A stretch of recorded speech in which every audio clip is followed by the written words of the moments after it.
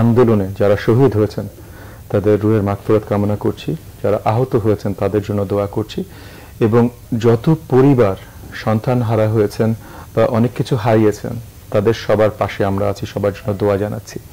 এটা পুরো জাতির জন্য বিশাল একটা জয় ছিল, বিশাল বিজয় ছিনে নিয়ে এসেছি আমরা, যার জন্য এখন সোশ্যাল মিডিয়ায় দেখলাম সবাই বলছে বিজয় 2.0। এটা আসলে বিশাল বিজয় ছিল।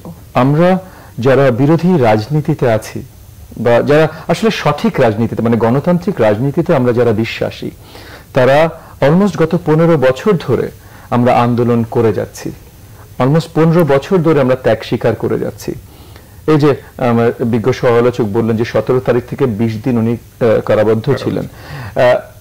আমরা একদম এই আন্দোলনের শুরু থেকে আমরাও রাজপথে ছিলাম।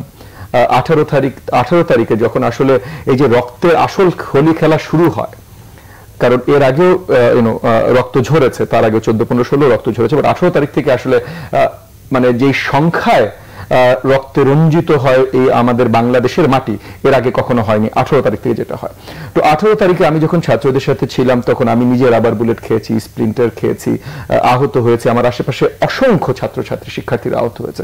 শুধু শিক্ষার্থীরা না, কিন্তু যেখানে শিক্ষার্থীরা নেমেছে অনেক শিক্ষার্থীদেরকে সহযোগিতা করার জন্য এলাকাবাসী অন্য মানে সব ধরনের মানুষ কিন্তু নেমে যাচ্ছিল, তারাও অনেক আহত হয়েছে।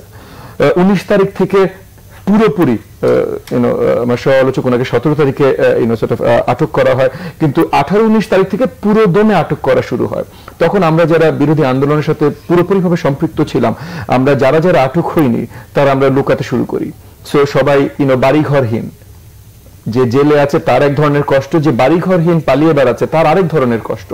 সো এই যে গত 2 মাস বাংলাদেশের ছাত্র জনতা, এমনি জনগণ এবং আমরা রাজনৈতিক কর্মী যারা আছি তারা যেভাবে সাফার করেছি, আমরা রাজনৈতিক কর্মী যারা আছে আমরা শুধু গত 2 মাস সাফার করিনি, আমরা গত 13, 14, 15 বছর ধরে সাফার করেছি।